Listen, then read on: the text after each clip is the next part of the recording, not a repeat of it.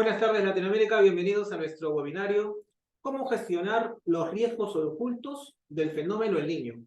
Organizado por ESEJA PECOSE en alianza con Cultura de Seguros, organización dedicada a fomentar la cultura de seguros en beneficio de las familias y empresas latinoamericanas.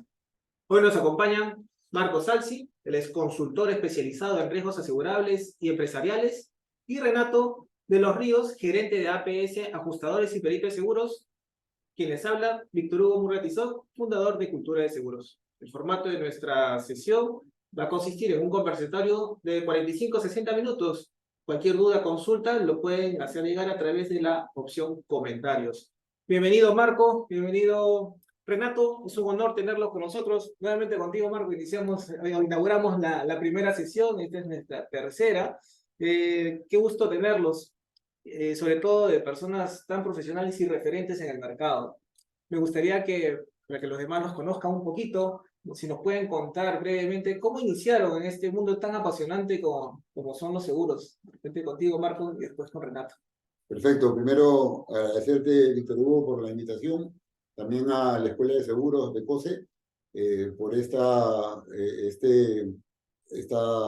posibilidad de transmitirle nuestros conocimientos en gestión de riesgos. Yo me inicio en el mundo de seguros y de riesgos en los años 90, específicamente el año 92, en verano, en donde estaba entre quedarme a trabajar en una empresa pesquera y entrar a trabajar en saco corbata. Creo que esa anécdota ya la conté tiempo atrás. Un tío me decía, un tío cariño, que era director de Vidal y Vidal, que era el corredor donde yo entré a trabajar, me decía: ¿qué haces trabajando en una pesquera en Shore Labs? Ven a trabajar a un broker. Yo le decía: prefiero trabajar en Shore Labs que trabajar en saco corbata. Pero, por cosas del destino, al final acabé aceptándolo. Me daba curiosidad bastante el mundo de seguros. Yo de seguros conocía muy poco todavía. En esa época en mi universidad nos enseñaba mucho. Y luego ya seguí mi recorrido, ¿no? Trabajé en un broker casi un poco más de 8 años, luego trabajé en una compañía de seguros también más de 9 años, luego ya trabajé como responsable de riesgos no financieros y seguros casi 13 años en empresas del grupo Credit Corp y luego Malicor. Y ahora ya después de esa faceta en el mundo corporativo, ahora estoy ya como asesor de riesgos y seguros. Buenísimo, Marco. Adelante, Renato. Bienvenido. Cuéntanos un poquito brevemente tu historia. Bueno, yo me arranco a trabajar en seguros por una de esas cosas. Yo trabajaba haciendo inspecciones, yo era perito marítimo. Empiezo con eso y en realidad yo estaba trabajando en una compañía de seguros, en el Pacífico, y entramos viendo la parte de pesca, ¿no? Todo el punto de entrada fue ese. A los 2 años se dieron una serie de coyunturas y terminé a cargo del área de ingeniería. En esa época era un área incipiente, ¿no? Había una ingeniería que no tenía mucho peso relevante en la compañía. Hubo un evento extraordinario que fue el de las Torres Gemelas, que cambia el mundo de los seguros. Y a raíz de ahí me llama, hablé con la gerencia general y me proponen, no proponen, en realidad me dijeron: oye, vamos a hacer gestión de riesgo, ¿no? Y a partir de ahí, en realidad ha sido apasionante el tema del cambio, porque de no ver antes, cuando yo entro a seguros, era más o menos un tema de cubrir las cuotas, y ya con los años se empieza a ver el tema de un poco más de gestión de riesgos, los agentes o los responsables de cuentas empiezan a ser responsables por sus resultados también, ¿no? Porque ya no era cuestión de solamente vender y cubrir tu cuota, sino ya tenías que ser responsable de la siniestralidad de las cuentas que traías. Entonces empieza a tomar más relevancia el área de... Formamos una bonita área de ingeniería en la compañía de seguros. Teníamos un equipo muy potente. Se empieza a hacer gestión de riesgos de verdad. Toma un peso relevante y bueno, ahí está. Ahí estuve hasta el año 2008. Estuve como 11 años en la compañía de seguros. De ahí entré a trabajar un broker, un año, y de ahí ya me metí perdón, no un broker, a un ajustador.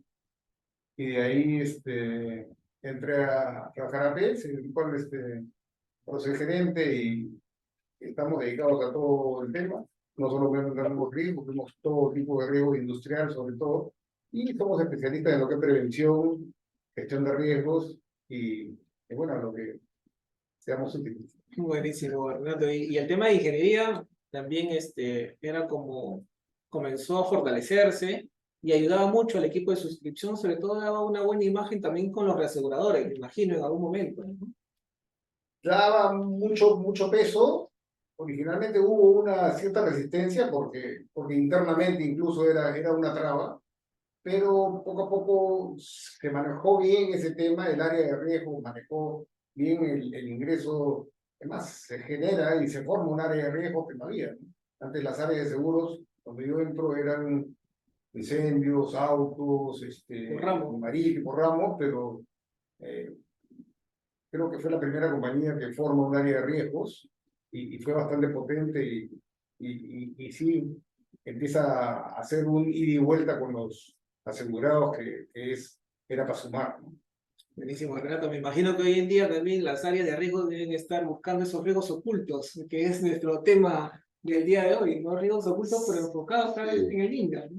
Sí, Víctor, y la pregunta es muy buena, pero quiero hacer un paréntesis, tomando un poco la idea de Renato sobre cómo las áreas de riesgos de ingeniería fortalecen y robustecen las compañías de seguros.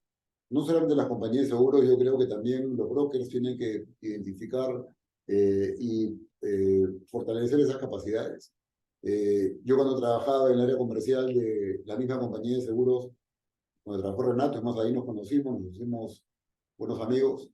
Eh, yo no concibía tener una cuenta sin conocer los procesos productivos, sin conocer la planta, sin conocer los almacenes, y esas son cosas que creo que es nuestra labor, nuestro rol importante como gestores, porque al final un corredor también es un gestor de riesgos, estás asesorando a tus clientes. Entonces, dense el tiempo de conocer a sus clientes, de conocer sus almacenes, sus plantas, sus procesos. Es bien importante, esa es una manera de asesorarlos adecuadamente. Y yendo ya a la pregunta, efectivamente, el fenómeno del niño está en boca de todos y en mente de todos en este momento. En las últimas semanas yo te comentaba que he estado participando en varios foros, charlas que nos han invitado, ya sea este, corredores, ya sea institutos, entidades del gobierno, Cámara de Comercios, y escucho hablar de que viene el fenómeno del niño, no se tiene claridad todavía que va a ser un impacto grande, mediano o leve, se estiman pérdidas,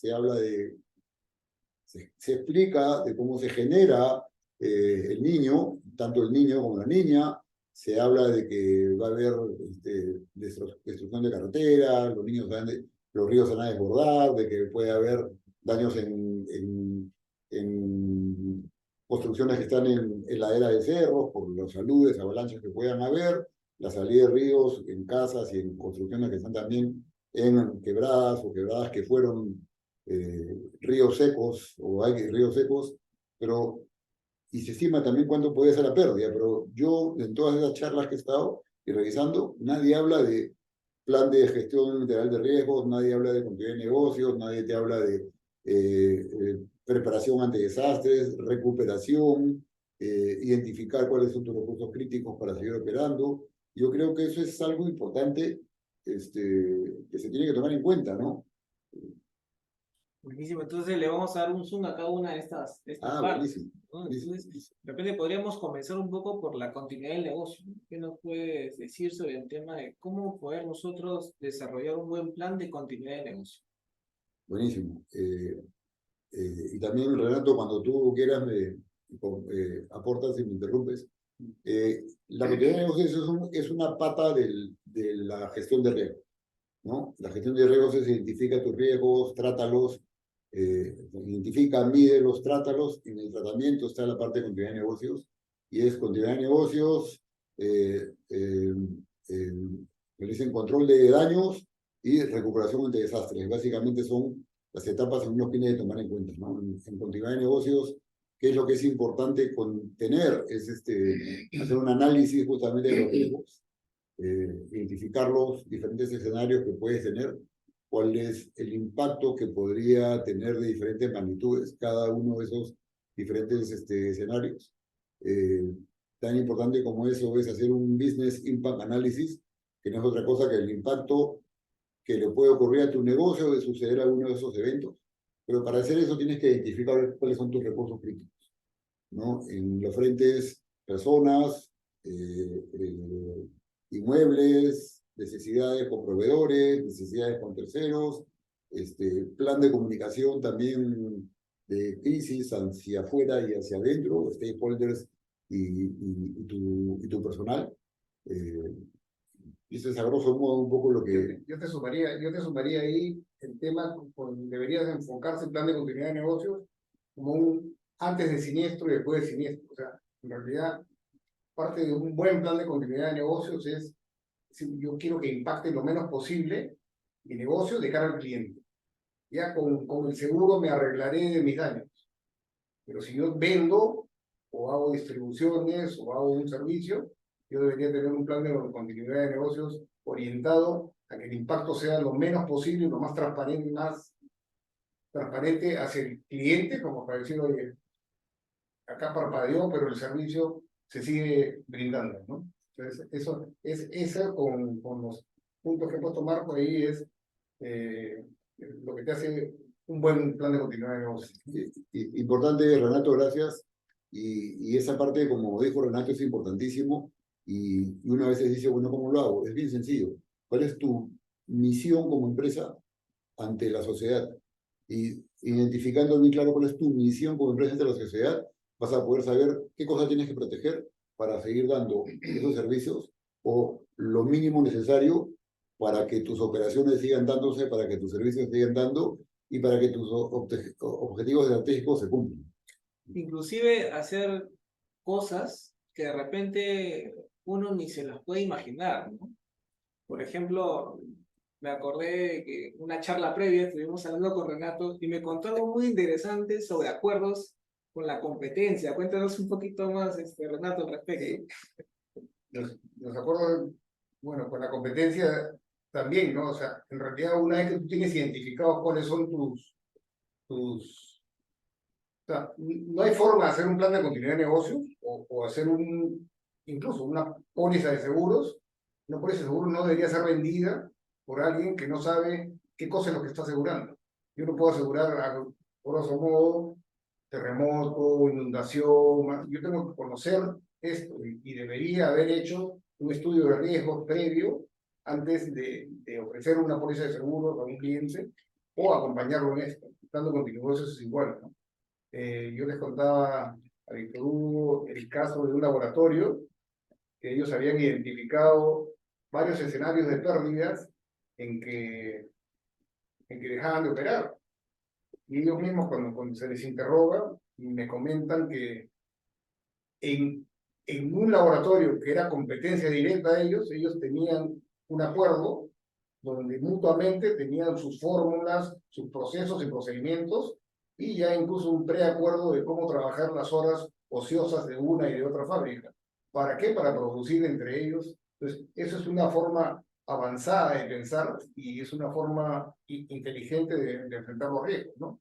Porque cada uno tiene su segmento de mercado y el tema también es de un beneficio mutuo, ¿no? Y es bien interesante ese tema de que comentas de la fórmula, ¿no? Es como decirte, pues, que una compañía de seguros le dé su lista de cartera de clientes con siniestralidad y rentabilidad a la competencia para que la guarde en caso de un evento catastrófico, digamos, a ese nivel, ¿no? En un curso o una capacitación que yo fui a Alemania, que después Marco fue al mismo curso, yo me encontré, era la mucha, ¿no? Y ahí yo me encontré que sentados conmigo había gente de otras reaseguradoras, lo cual me extrañó. Y en el break yo hablo con el encargado del curso y le digo, ¿cómo es que acá está sentada tu competencia? Y él me explica, porque ustedes piensan distinto, me dijo. En realidad, nosotros somos como al estar haciendo capacitaciones y ver la forma como yo les enseño a suscribir, les enseño a contenido las pólizas, mis endosos y Y El clausulado el también. clausulado, en realidad, nosotros estamos marcando la pauta. Y nosotros, al nosotros hacer las retrocesiones o los coaseguros a nivel del reaseguro, estamos marcando una pauta y estamos alimentando al mercado para que piensen igual que nosotros. Entonces, no es que sea mi competencia, es mi socio en el negocio, ¿no? Y un tema importante es, estás cuidando tu industria. Que creo que la charla pasada, el conversatorio pasado que tuvimos Víctor Hugo, y por ahí hay una nota que también dice ahora, es, y de una vez la aprovecho de decirlo, es ese celo que uno debe tener por llegar a poner su producto cumpliendo con su misión como, y visión como empresa, va de la mano también con tu industria. O sea, yo no quiero ser la única aseguradora, quisiera ser la más grande, quisiera ser la más rentable, quisiera ser la que mejor encuestas tiene, pero no puedo ser la única, porque hay un universo importante de gente que tiene que tomar en cuenta cosas, pero sí tienes que proteger, porque tu industria es una industria sana, bien reputada, con opinión, con que haya respeto por esta industria. Entonces, tienes que ayudar a tus pares para que suban. Yo trabajé también en banca muchos años y nosotros hemos tenido infinidad de reuniones con otros bancos, otras áreas de riesgos, de bancos tanto locales como extranjeros que nos visitaban a recibir este know-how, buena experiencia, expertise, cómo manejas tu plan de continuidad de negocios, cómo haces tu análisis de riesgo, cómo llevas tus matrices, cómo desarrollas tu software. Y ahí lo que decíamos era, estoy vendiendo la fórmula. No, la fórmula es cómo valoro el crédito, cómo cobro la parte de banca minorista. El secreto está en la parte del retorno, de la inversión, del manejo del dinero. Lo otro es ayudas a la industria a ser sana.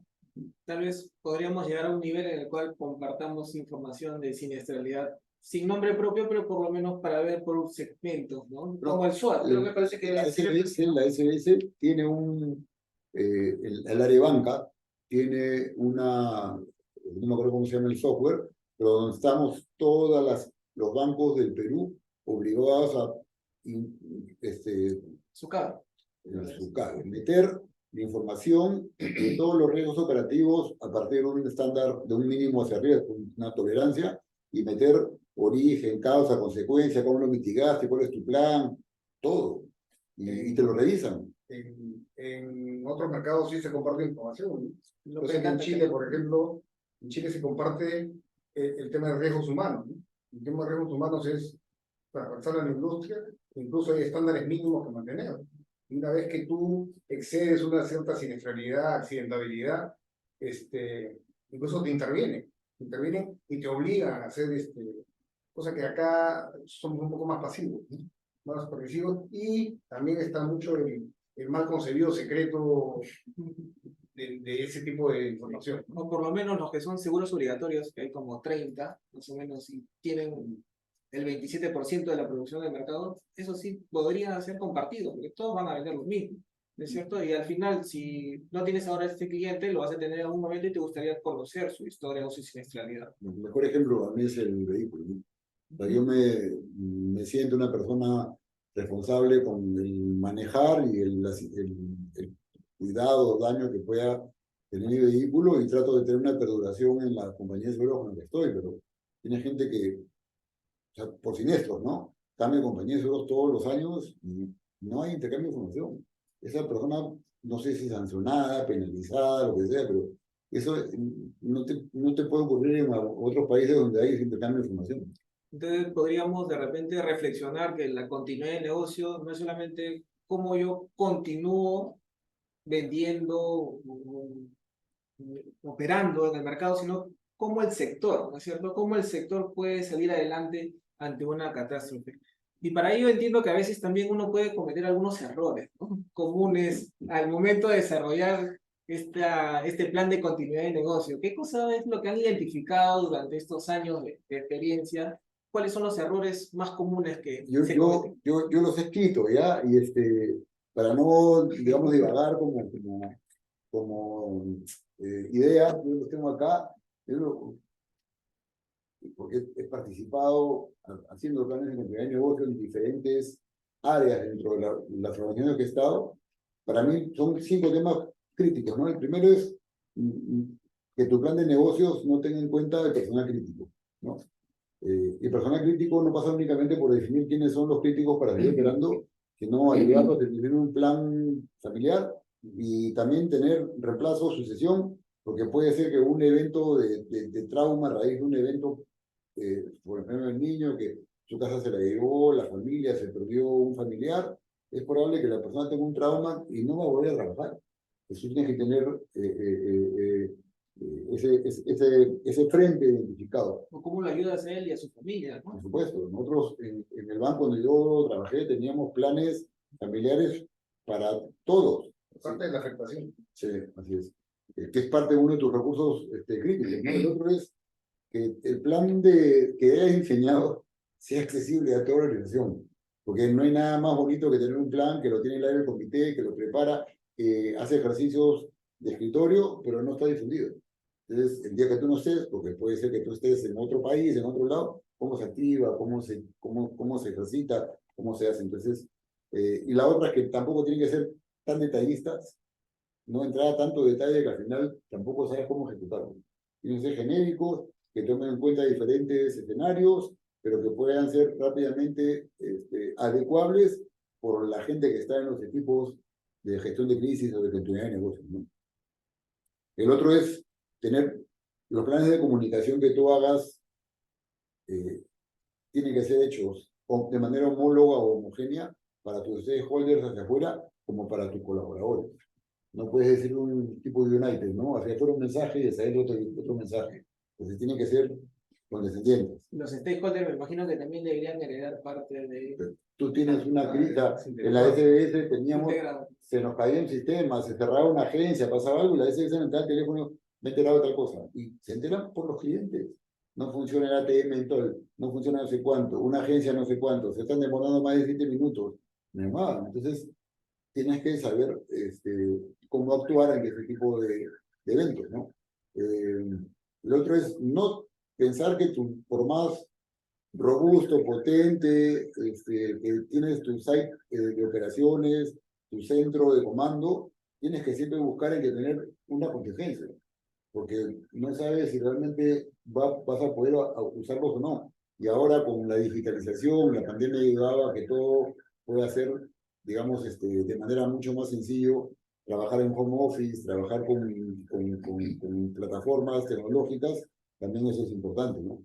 Y la otra es uno tremendo que Renato siempre me lo dice a veces, es creer que la asistencia externa va a llegar y que el seguro se va a encargar de todo. Esa es la mentira más grande que hay.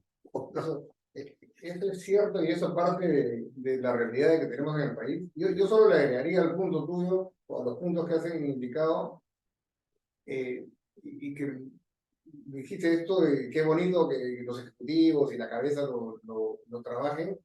El plan de continuidad de negocios, sobre todo la parte de gestión de riesgos, la identificación de riesgos y el impacto en las operaciones, sea validado por el mismo. No hay magos de afuera de la empresa. Los magos están adentro de la empresa. Los que conocen el movimiento de la empresa, su dinámica, su día a día, son los mismos operarios, los mismos capataces, los mismos gerentes, los mandos medios. Todo plan de negocios y todo estudio de riesgos debe ser validado con los mismos integrantes de la empresa. Un plan que no es validado por ahí no deja de ser un trabajo de escritorio que a la larga puede resultar inaplicable. Entonces, eso Sí. es un punto Sí, que... ese es un punto bien importante y eso es cierto, ¿no? O sea, el que sabe es el que está en el negocio, en la empresa, en el área, ya sea logística, distribución, importaciones, almacenes o en banca, en diferentes servicios. Y cuando armábamos los planes de continuidad de negocio, los armábamos con ellos. El plan de trabajo, lo que llevábamos eran las secuencias, en aterrizar, en la cuantificación, pero los escenarios, el plan, las alternativas y aquí y allá, trabajaban ellos y nosotros validábamos o los estresábamos para aterrizar de mejor manera los planes. Y los ejercicios son invalorables, ¿no? O sea, ejercicio, es lo que te genera valor, ¿no? Yo recuerdo que hay una frase de, creo que de Eisenhower, ¿no? El día que hay una crisis, el plan no sirve, pero mejor es tenerlo porque ya en la cabeza y no lo vas a usar porque jamás vas a agarrar tu file. Ya hay tanta preparación que sabes cómo responder. Lo que pasa es que las dos primeras etapas del plan de continuidad de negocios, que es la evaluación de riesgos y la evaluación del impacto, esas las puede hacer el externo.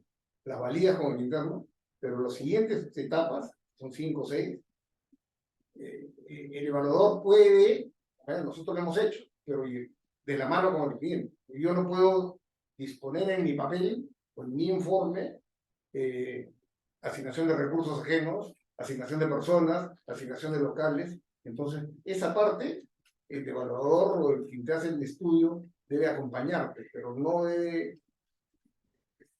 es ocioso pensar de que esa solución va a salir de fuera porque él no conoce el movimiento de caja, la asignación de recursos, hasta de computadora te podría estar diciendo, no se conoce. Entonces, eso es acompañado, pero ya eso corresponde de adentro. Y ahí también vas a ver la utilidad de ser, oye, sí, se practica y se hace, y es real, porque haces unos loops de prueba de error, hasta que el tema más o menos funcione. Y el otro es practicarlo y respetarlo, mantener los planes actualizados. He visto planes que tienen pues 5 años, ¿no? Con personas que se fueron hace años de la empresa Y sigue su nombre en el cargo. y sigue su nombre. Entonces, Esperemos que los poderes estén actualizados. bueno, Muy bien, entonces hemos hecho un zoom a la primera parte de los 4 puntos importantes que mencionaste, ¿no? Ya le hemos hecho un zoom a continuidad del negocio. El segundo vendría a ser proteger los recursos críticos. ¿Cómo hacemos nosotros para poder proteger esos recursos críticos? No, tienes que identificar, ¿no? Y eso los responsables del negocio en cada área saben cuál es lo que tienen que proteger, es como las joyas de la corona, para poder cumplir con los objetivos estratégicos, financieros, el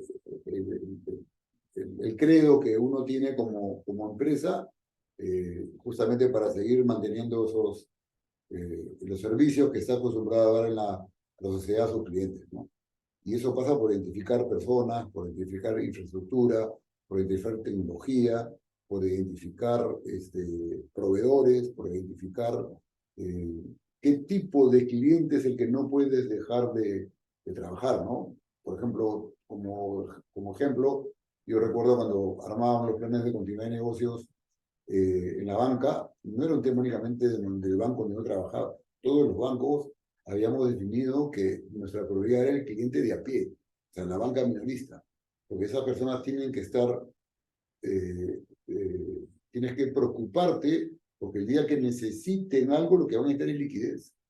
Entonces teníamos que tener stocks en las agencias, teníamos que tener los ATM lo más seguros posible, con batería por lo menos para que tengan tantas horas para que se retire el dinero, y planes así que hagan de que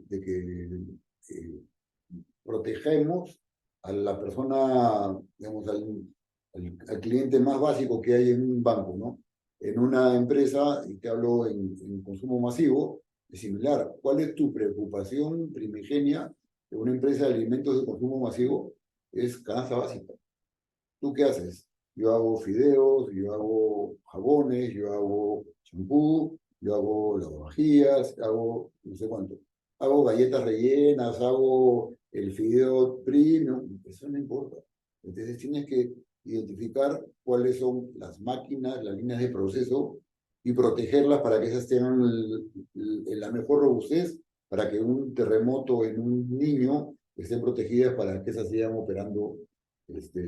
Y yendo a eso, un tema que, hablando de esta empresa de consumo masivo, un tema que no se está viendo todavía, y eso se lo digo a los que están acá participando en el webinar, que son corredores que tienen clientes importantes, que son parte de los activos críticos nacionales, que tomen en cuenta cómo tienen que trabajar para protegerlos. Cuando digo activo crítico nacional, el gobierno publicó un decreto supremo en el año 1917 y que ha sido trasladado a la DINI como responsable para que administre y tenga contacto con tanto las empresas públicas como las empresas privadas que tienen bajo su cargo activos críticos nacionales. ¿Qué cosas son activo crítico nacional? El servicio de banca y finanzas, el servicio de seguros, puertos, aeropuertos, consumo masivo, radio, televisión. Entonces es importante también sensibilizar. Lo más probable es que sus clientes, cuando le digas, tú sabes que eres activo crítico nacional, le dicen, no sé. Entonces, yo les doy un dato. Háganse más interesantes y más servibles a sus clientes, identificando eso y conversando con ellos. Es importantísimo. Buenísimo. Y en tu experiencia, Renato, tú que has visto tantos siniestros, ¿hay algún recurso crítico que viste y dije, cómo no se dieron cuenta? Hay mucho que se clasifica cuando hacemos evaluación de riesgos, identificamos equipos críticos, repuestos críticos, eso arrastra proveedores, eso arrastra stocks y también el análisis de la propia empresa, ¿no? ¿Cuáles son sus flexibilidades? ¿Cuál es la palabrita famosa que nos gusta? ¿Cuál es tu hambre de riesgo, ¿no? Tu apetito de riesgo. Tu apetito de riesgo. ¿Cuánto dolor puedes soportar en la empresa, ¿no? ¿Cuánto puedes, por ejemplo, no es lo mismo yo tener, por ejemplo, yo puedo tener una línea de producción que es una sola línea de producción y todos los equipos de esa línea o todos los elementos van a ser críticos, porque es una sola, si yo tengo 6 líneas de producción, tengo 6, por ejemplo, fábrica de bolsas de plástico, yo tengo 6, alguna puede flaquear, puedo prescindir de una, de 2, de 3, tienes que conocer tus límites, también, ese es un tema que ya es hacia adentro de la empresa, que tanto estandarizan sus equipos, ¿no? Si yo tengo una máquina china, una japonesa, una coreana, una alemana, en vez de tener equipos iguales, voy a tener una multiplicidad de plantas o elementos que no van a ser intercambiables entre sí. Entonces, cuando tú tienes una estandarización, que ese es otro de los problemas que arrastramos acá en Perú, no tenemos estándares. Y al no tener estándares, los estándares, si no los fija la propia empresa, a veces te ves perdido, ¿no? Y si eso lo amarras a un momento de crisis, o terminas gastando mucho más, demorándote mucho más en una solución, o simplemente dejando de atender, y esa es la peor parte, ¿no? Porque, como dice Marco, dijo, los riesgos emergentes, yo creo que el peor riesgo para una empresa es simplemente que tu negocio, el cliente tuyo, descubra que hay otro que él creía que no era tan bueno, simplemente estaba amarrado contigo y simplemente tú desapareces. ¿Por qué? Porque no tuviste la visión de pensar de que tú podías tener una crisis. Hay un tema interesante que me gustaría hacerle una ampliación y es el repuesto crítico. Voy a tratar de traer el ejemplo a un caso, digamos, personal. Tengo mi auto y justo necesito un repuesto para mi vehículo y me doy con la sorpresa de que va a demorar 2 o 3 meses en importarse. Me voy a quedar sin auto. Lo puedo manejar. Vehículos chinos. Ok, vehículo chino. Lo puedo manejar. Pero en una empresa, una minera, un molino, una central eléctrica, una turbina, por ejemplo, eso es más de un año tal vez, ¿no? Lo que pasa es que eso lo manejas en 2 etapas, ¿no? Tú haces, pensando en maquinaria, nosotros trabajamos un tema y hacemos un análisis, y para lo que son corredores esto se hace para lo que es el análisis de lo que es rotura de maquinaria, que es una cobertura específica. Rotura de maquinaria se previene con mantenimiento. Todos nosotros hacemos mantenimiento a nuestro nivel más básico. Nosotros hacemos mantenimiento, de repente no le hacemos mantenimiento, pero sí cuando te pone el señor del taller y te pone, regresa dentro de 5.000 kilómetros a cambiar tu aceite, eso es porque eso responde al plan de mantenimiento preventivo del auto. A nivel más básico, nosotros no queremos entender que el mantenimiento preventivo es importante. Lo acabamos de vivir y no lo hemos digerido en nuestro imaginario, ¿no? Acabamos de vivir una crisis de COVID y en el nivel más básico, nosotros todos hemos hecho mantenimiento preventivo de nuestra vida. En primera etapa, encerrarnos. Eso fue preventivo. Si voy a ir a la calle, preventivo era la mascarilla, preventivo era el alcohol, preventivo era la lavada de manos. Entonces, todas esas buenas costumbres las podemos llevar a nivel de nuestra vida diaria y a nivel de la empresa, y eso es mantenimiento preventivo. Correctivo será, pues, la vacuna, no sé. Pero si hacemos unos símiles en esa línea, podemos llevar todo esto y todo es prevenible. Cuando tú dices en la empresa, yo puedo identificar, sí puedo identificar cuáles son. Nosotros vemos cuáles son los que yo debo llevar un mantenimiento preventivo y en la industria todo eso es conocido y no es, hay gente que sí lo hace y sí lo cumple, hay gente que no lo cumple, ¿no? Si tú cumples con todo tu preventivo, te vas a un escalón más allá. Cuando tienes un siniestro en esto afecta a lo que es rotura y maquinaria.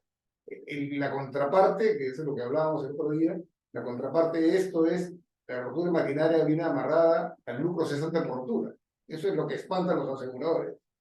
El fierro me puede valer $100.000, pero el lucro cesante me puede valer 2, 3, 20, Es muy 100 millones de desproporcionado. dólares, ¿no? Entonces, ahí ya entras al tema de decir, ok, ¿vale la pena o no vale la pena que yo tenga sentado acá en mi empresa un transformador de repuesto, o un molino, o una máquina de fabricar X, ¿no? Entonces, la caldera, entonces, a mayor redundancia, menor impacto y los que son línea única, el mantenimiento tiene que ser, pues, el preventivo tiene que ser una misma.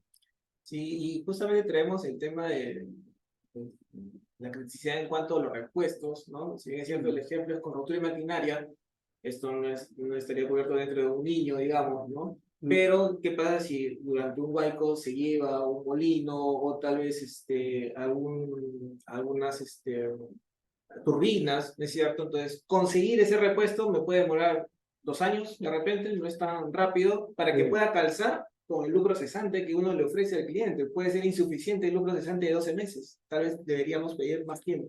Lo que pasa es que ahí, hablando de niño ya, el niño como tal, y eso lo hemos conversado también, el niño como tal deberíamos poder desmembrarlo, ¿no?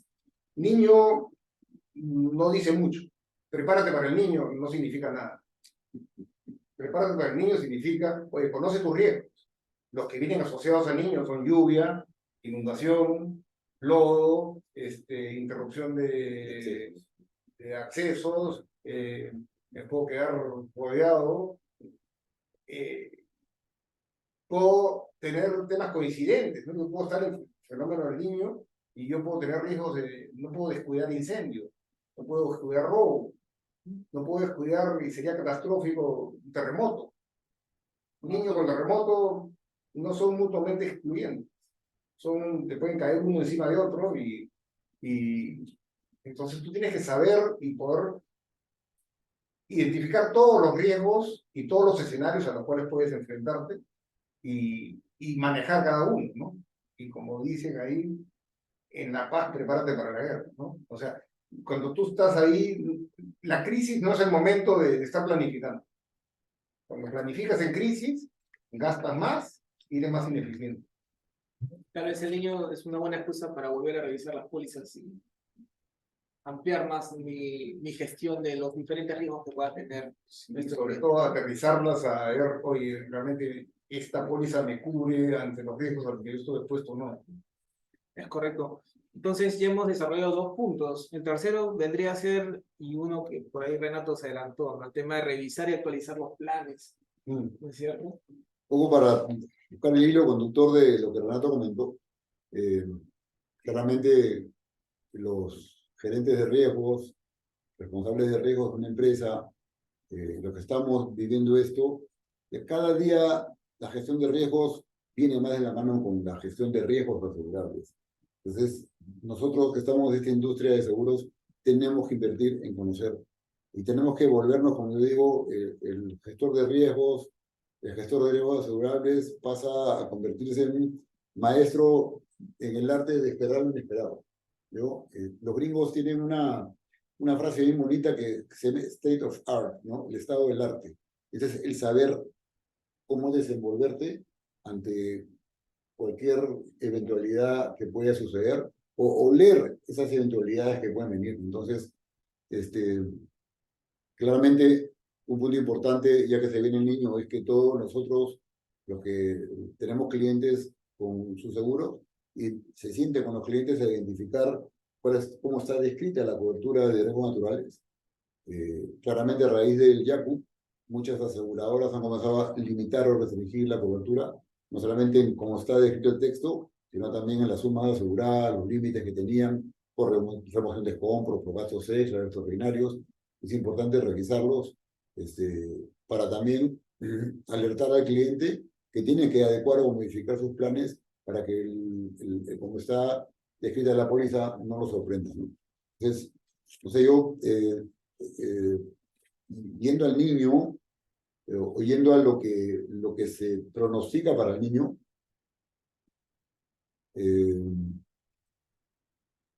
nada. Una pregunta.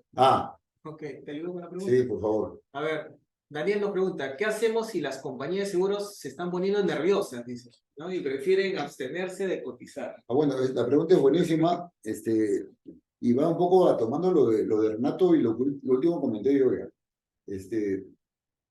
y es un poco de esa idea que se usa ahora mucho, el apetito de riesgo. El apetito de riesgo no solamente es de ida, de las aseguradoras de los clientes, también es de venida. Yo como cliente tengo que definir mi apetito de riesgos.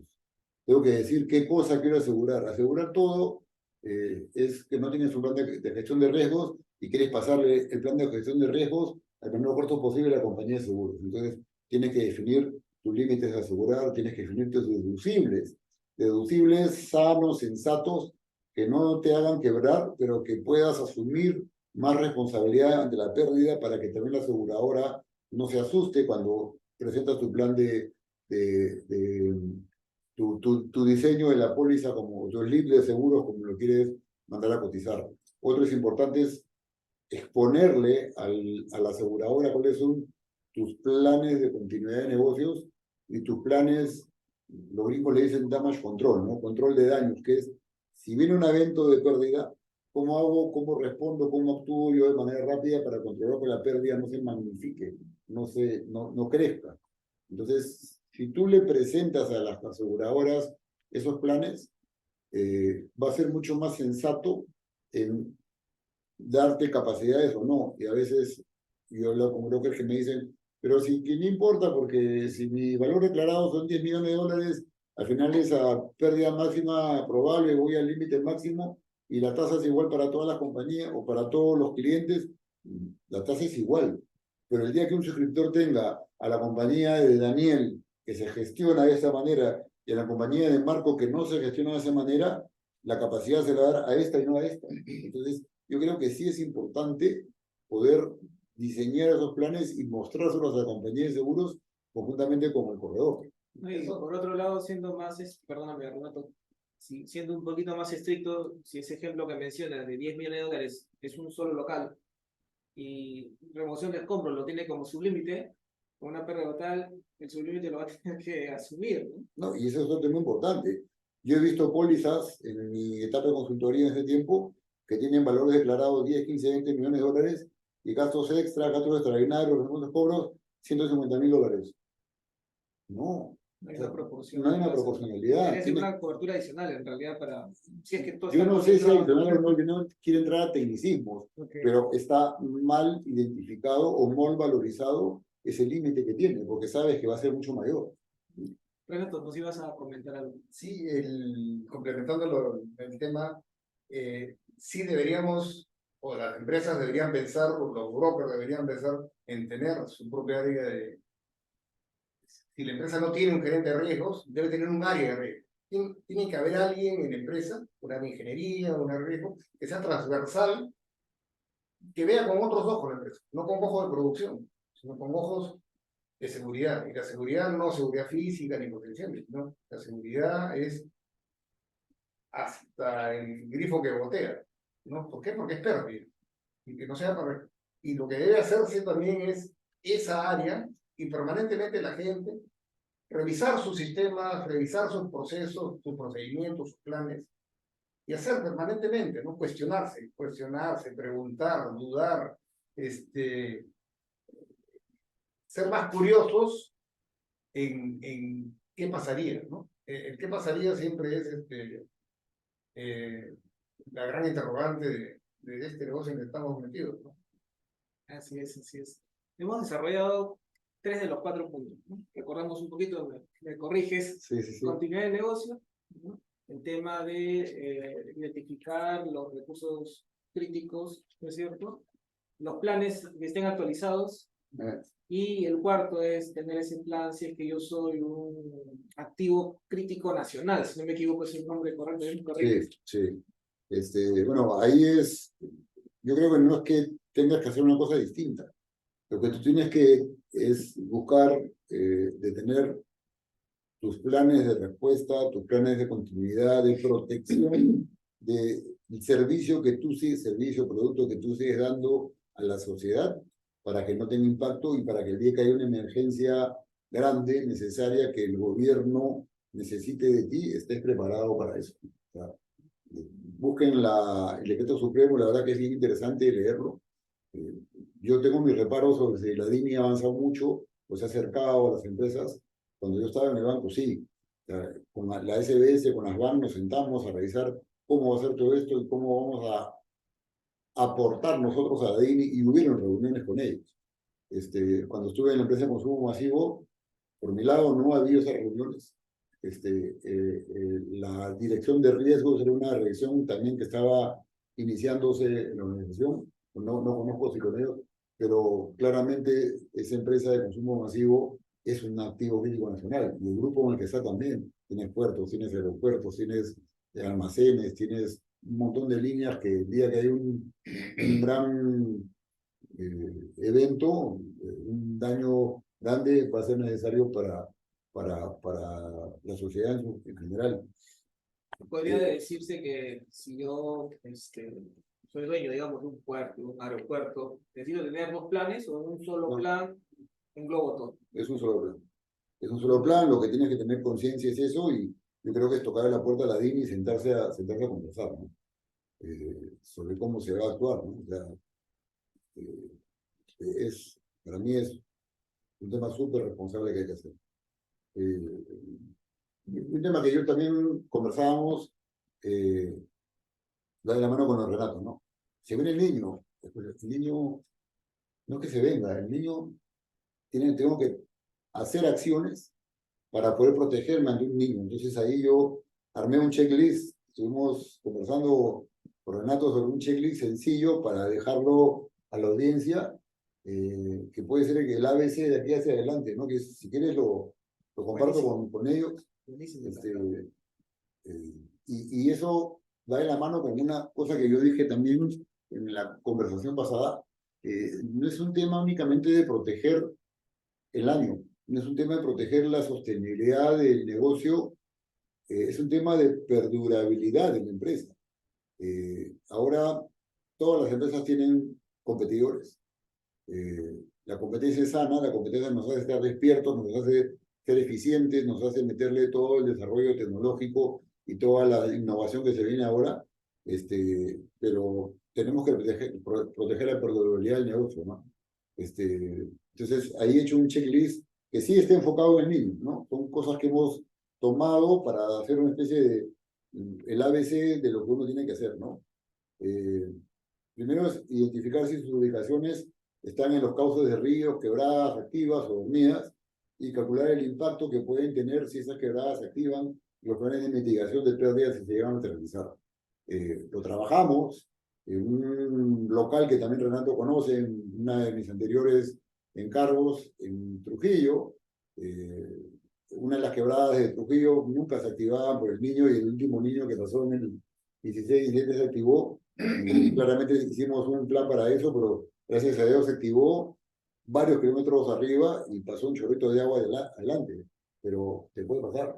Por más de que cuando yo digo estoy ahora en Río Seco, va a poner de nuevo. La naturaleza un día llueve, no llevaré 1000 años, pero va a volver a pasar el agua por el mismo sitio. Entonces hay que ser conscientes de eso. Este año llegó a hacer, a ese local.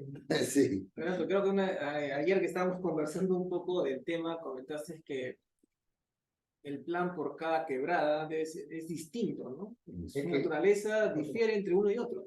sí, bueno, algo que tenemos que tener claro es, cuando venga lo que venga, nadie va a venir a ayudar.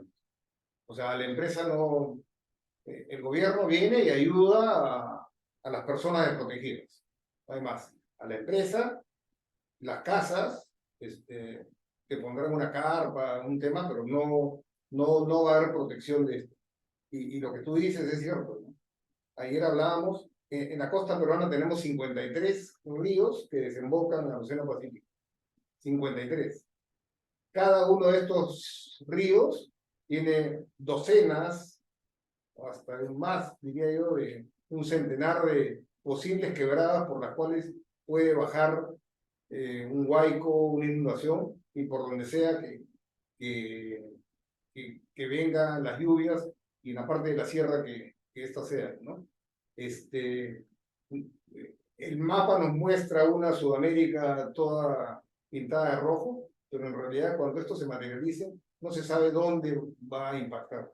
Puede ser en el sur, puede ser en el norte, puede ser con heladas, en la sierra, pero no se sabe por dónde va a impactar. Cuando sean lluvias, no sabemos qué quebradas se van a activar. Entonces, cada uno es una realidad. Y cada realidad debería ser, ya eso es un tema ya de gobierno, ¿no? Los gobiernos regionales deberían preocuparse. No tiene nada que ver una quebrada que esté en Tumbes, con el departamento de Tumbes, con uno que esté en el departamento de La Libertad, o en Arequipa, o en Lima, ¿no? Son escenarios totalmente distintos e independientes que cada uno a su nivel debería estar encargándose, ¿no? Pero no pasa. Entonces, acá lo que cada uno tiene que hacer es su propio análisis y evaluar sus propios riesgos. Y el otro tema es, que también lo hemos comentado, el problema no se acaba el día que viene la lluvia y te inunda o viene y te mata personas, ¿no? Eso deja una secuela que ya la calidad de la gente se apaga en una semana, en un mes, se va la solidaridad y la gente entra en su día a día, pero esa gente o esa fábrica o esa empresa o se arruinan o siguen, ¿no? Hasta ahora tenemos gente que vive en carpas, hasta ahora tenemos gente que vive en carpas del terremoto de Pisco. 2007. Ya, ¿cuántos años? Ya tengo como 17 años. Y tenemos gente desde ahí, o sea, no va a pasar nada, ¿no? Entonces, cada realidad tiene que ser abordada en su magnitud, ¿no? Y lo mejor es prevenir, ¿no?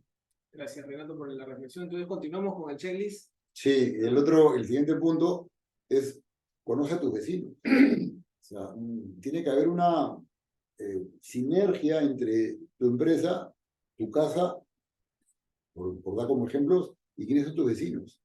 De repente un niño, yo estoy más afectado que el otro, de repente el del costado tiene el mismo tipo de negocio que yo, es más sencillo ver planes para atacar el riesgo conjunto, financiar protecciones a vecinos, es más sencillo que de manera individual, es importante hacerlo. Entonces, conoce a tus vecinos, no solamente para los planes, sino conoce a sus vecinos, porque de repente el riesgo que tiene él es un riesgo tremendo por años de lluvias que a ti también te puede impactar.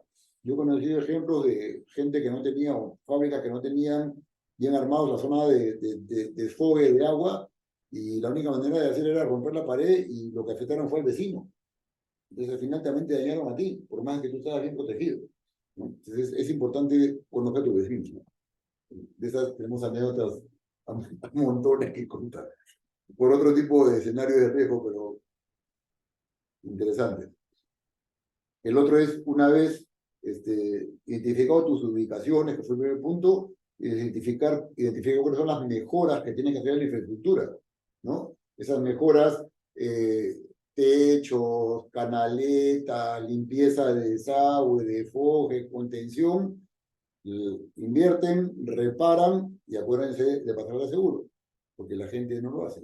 Ahora en el Yaku, yo he conocido fundos, empresas agroindustriales, que con el afán de ir protegiendo sus plantaciones, porque iban ganándole propiedad de ellos, que eran eriazos, que iban ganándole tierra porque hacían irrigación, porque hacían riego por goteo, porque hacían la inversión que le han metido a las obras civiles, que a veces la obra civil no es cemento, pero es canaletas, es protección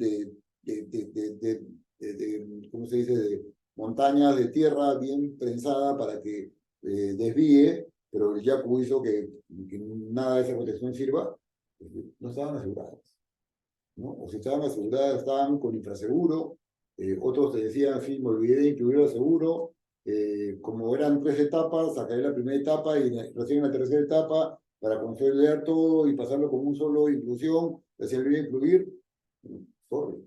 Yo le sumaría a eso una buena ingeniería, ¿no? Yo he visto casos en el Yaku de empresas que han invertido buena cantidad de plata en el norte, ¿no? En Chimbote, una fábrica de lata.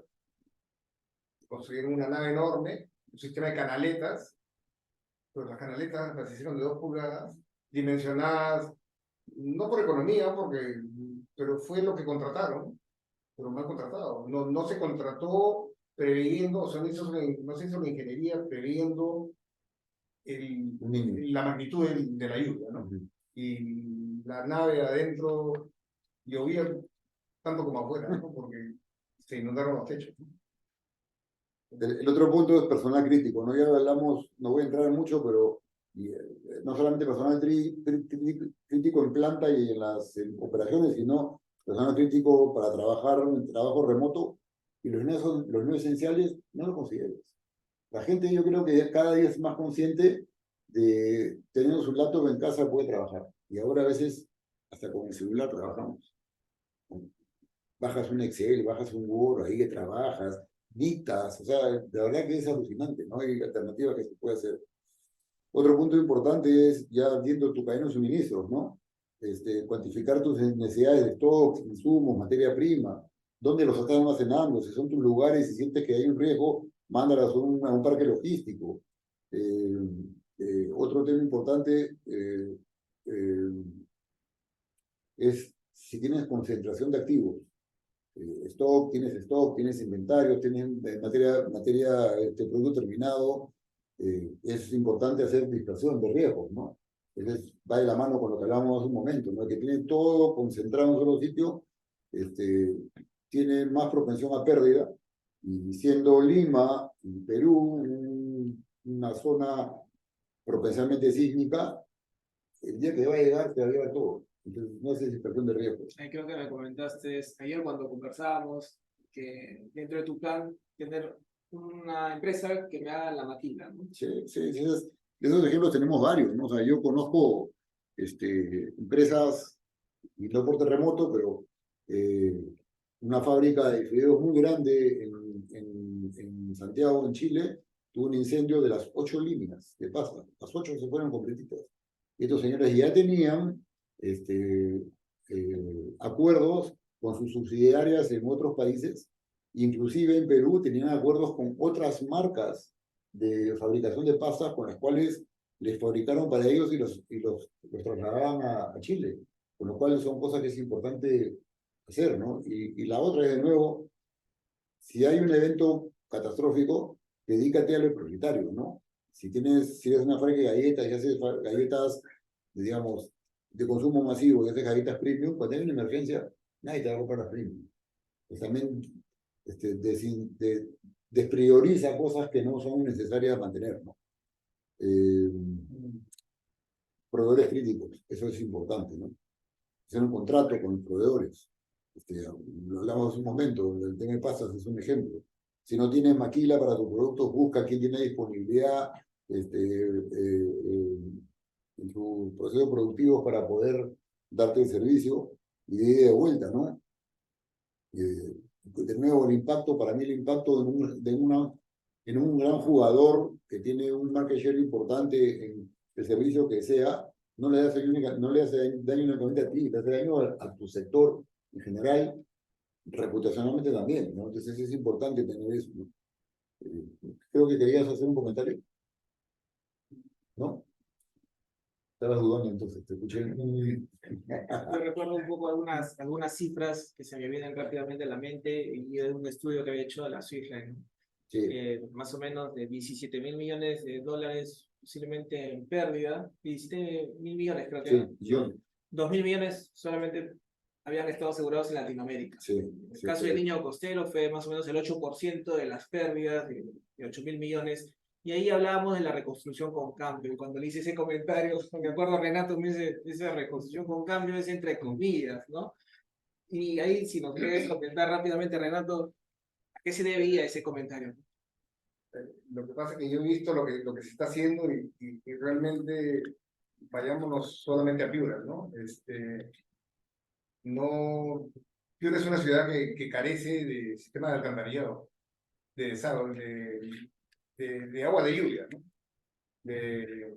No hay alcantarilla de lluvias, lo que se está haciendo es limpieza de cauces, construcciones, fortalecimiento, eh, pero la ciudad en sí no es realmente algo que se va a palpar la obra que se hace en las ciudades, si es que no se hace una construcción realmente por debajo de la ciudad. O sea, lo que vemos en las películas, esas alcantarillas gigantes por donde pasa la lluvia, es una obra para 1 o para 2 meses, pero que la ciudad la necesita.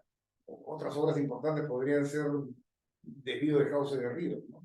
Pero acá no se ven, ¿no? Entonces, volvemos a lo mismo. Lo que se hace aparentemente no va a funcionar o no se está haciendo las gestiones necesarias o abordándose adecuadamente y no va a funcionar. Entonces, cuando no va a funcionar, vamos a seguir teniendo los mismos resultados, ¿no? Como el dicho famoso ese de no esperes resultados distintos y sigues haciendo lo mismo.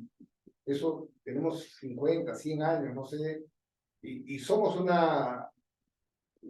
país sísmico, somos un país de niños, no es novedad el niño, más fuerte, menos suerte, pero no es novedad, entonces ni siquiera deberíamos estar dedicándonos a esto, esto debería ser parte de nuestro día a día, ¿no? O sea, nuestro día a día en el pensar debería ser enfrentar los riesgos naturales a los que estamos expuestos.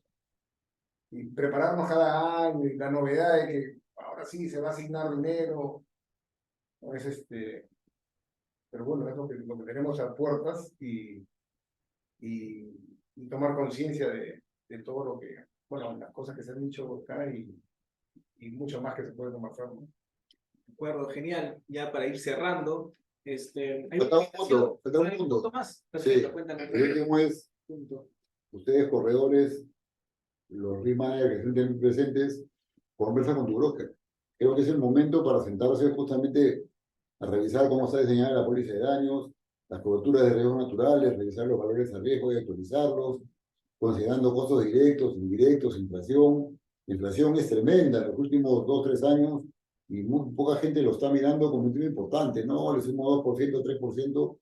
Por importar una máquina, de repente la máquina te vale igual, pero traerla, transportarla, montarla, ponerla en operación, los costos se disparan. Entonces, yo creo que eso es importante y también revisar la cobertura de lucros cesantes, ¿no? Un poco lo que dijo Renato, creo que es importante revisarla en este momento, ¿no? Y eso es, por un lado. Buenísimo, Marco. Antes Yo de pedirnos, le sumaría lo que dice Marco, pensar que también lo que son importaciones, tú puedes estar pensando que tu importación va a venir, pero puedes tener tu puerto o tu aeropuerto inmovilizado o inutilizado, y también debería ser uno de los escenarios. Bueno, lo que pasa en Panamá, ¿no? Panamá tienes, si ven una foto con Google Earth desde arriba, el Pacífico y el Atlántico en Panamá parece un centro comercial en Navidad.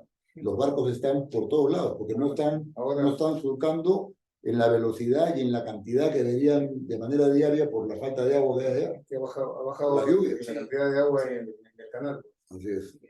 Y es más, el niño, si es que se da global, afectaría a otros puertos, otros lugares y también. Bueno, ya está afectando, ¿no? Porque el niño acá es niña en otro lado que es falta de lluvias o sequía. Entonces, al final, eso es lo que está pasando en la zona de Panamá. Genial, genial. Antes de despedirnos, hay una invitación que Sí, nos tienes que hacer, Marco. sí, Cuéntanos. yo ya soy como parte del equipo de APECOSE, Los invito a que participen los días 22, 23, 24 de noviembre. Estamos trabajando bastante con mucho cariño con el comité organizador del encuentro asegurador que se organiza en Ica, en el Hotel Las Dunas. Pónganse en contacto con APECOSE, con APESEC, si quieren conmigo, que también les paso los datos. Ahí tienen el link, ya lo puso Iván. Va a estar muy interesante. Cosas de las que hemos hablado, van a haber algunos paneles y van a haber cosas también más interesantes sobre riesgos globales, sobre resiliencia organizacional, sobre continuidad de negocios, sobre tendencias en bienestar para los colaboradores. Son temas que es súper importante. O sea, retención y captación de talento en nuestras organizaciones es un tema crítico. Ustedes lo viven, lo vivimos todos. En el mundo de seguros, yo digo que todos somos dinosaurios porque lo que hacemos simplemente es reinventarnos y el ave fénix vuelve a salir y seguimos trabajando. Gracias a Dios tenemos trabajo, pero no va a ser así siempre. Entonces es importante talento. Hay temas de comercialización, de marketing. Va a haber charlas interesantes de la parte de economía, la parte de tendencias financieras. La de Carlos Izaguirre, que es el superintendente de seguros de la SBS, va a hablar un tema muy, muy interesante relacionado a toda la parte del deber del corredor con el cliente, ¿no? La verdad que es bien importante que lo escuchemos, así que los invito a que participen y contacten con APECOSE para que estemos juntos ahí. Buenísimo. Tu palabra final es, Renato. Yo solamente, bueno, con el tema que nos toca, curiosidad, pregunten, duden, capacítense.